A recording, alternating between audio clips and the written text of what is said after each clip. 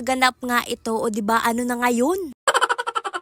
Dahil nga sinipag ang above na to, ayan, nakapag voice over na nga tayo. Ang dami ngang nag-aabang sa vlog na to mga day, pero sabi ko nga sa kanila baka sunod taon ko na naman to i-upload. Oh no!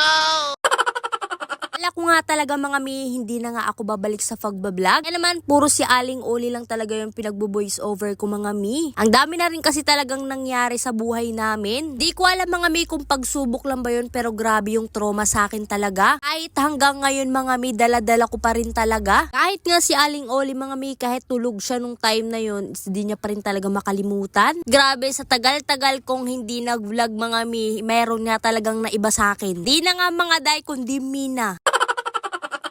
Samantalang dati kada salita ko nga ay may day. Ngayon naman napansin ko, puro mina. Di ko kasi nakokontrol talaga kasi kusa na lang talaga siyang lumalabas sa bibig ko. Ayan, sa sobrang daldal ko, hindi ko na alam kung saan na tong video na to.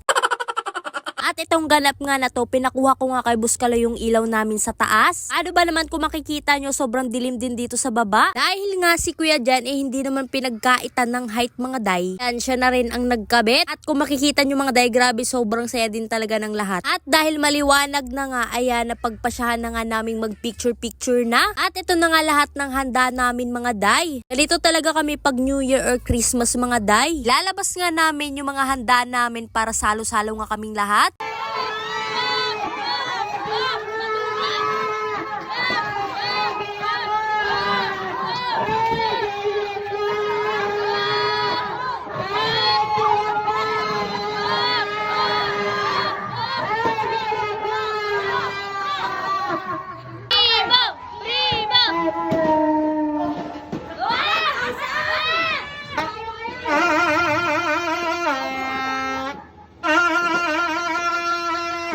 New Year na pala to mga mi, pero nga ibo-voice over ko na lang kasi nga may tugtog. At ayan, for the bati-bati na ang mga person. At alam nyo ba mga mi, nung New Year talaga, umaga na po kami natapos mag-inom. 9 ng umaga kami natapos mga day, grabe talagang over ko nito. Baliktad nga kami ni Buskaloy mga day kasi si Buskaloy nga ay tulog. At ako naman ay palong-palo. Pero dito ko nga talaga sinumpa yung Red Horse mga day. Kung mapapansin nyo nga mga day, wala nga si Buskaloy dyan. Namulot din kasi ng mga barya mga day ng mga nahagis. Ang sabi ko nga sa kanila, bahala na si Buskaloy dyan. Si Kaloy na bahala dyan. Sana si Kaloy? Hindi nakagaw. Natanop yan.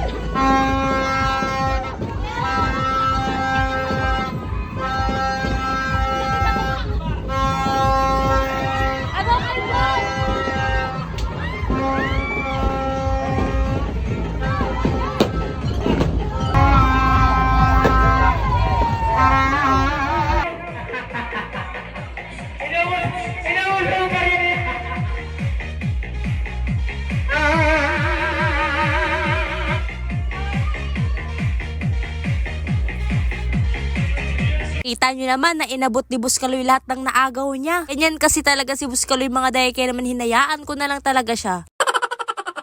Naantok na nga si Aling Oli dito mga day, kaya ayan pinapatulog nga ni Buskaloy. Ang ending nga mga day, silang dalawa natulog sa taas. Meron din pala kaming exchange gift dito sa halagang 100 pesos lang din. At grabe talaga yung tawa namin ni Buskaloy dito mga day. Ang nakuha kasi namin towel. Dami na rin kasi talaga naming towel dito sa bahay. Naman tawang-tawa talaga kami. Tapos tignan nyo naman yung nakuha nila mga pitchel, o diba? Mga hanger, ganun, tapos towel yung amin.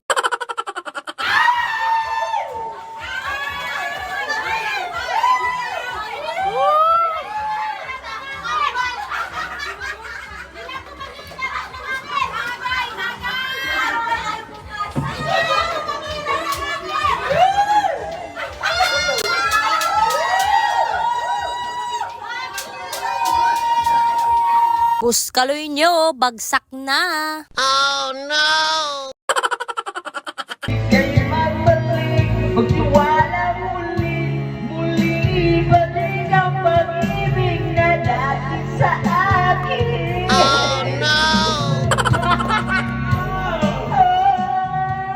Di ko kakayarin kung ika'y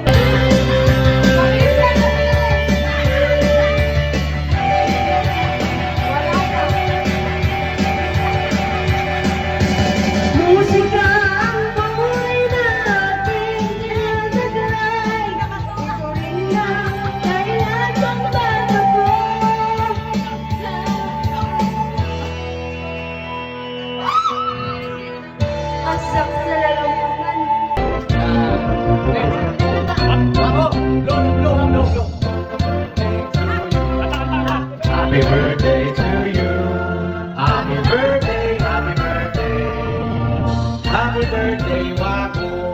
Happy birthday, Wako. Happy birthday, Wako. Happy birthday, happy birthday. Happy birthday, Wako. 9 na nga ng umaga to mga day, pero tignan nyo naman palong-palo pa rin ang mga above. Kasing na nga ako neto mga day, at tignan nyo naman nakuha ko pa talagang mag-video. Tatawa nga ako nung time na to mga day kasi kakagising nga lang ni Buskaloy. At nakita niya pang palong-palo pa ako mga day. Di nga ako makatingin sa mata niya mga day kasi alam ko nga magagalit siya. At nung tumingin nga ako sa kanya mga day, hindi pala siya galit. Kasi pag nakakainom nga lang ako mga day, itulog lang din talaga ako. Di ako nagmamaoy ganun. Naman hinahayaan lang din talaga niya akong uminom. At syempre kamag-anak ko lang din naman yung kainuman ko. Hanggang dito na lang. Salamat sa panonood. Bye-bye. Happy New Year!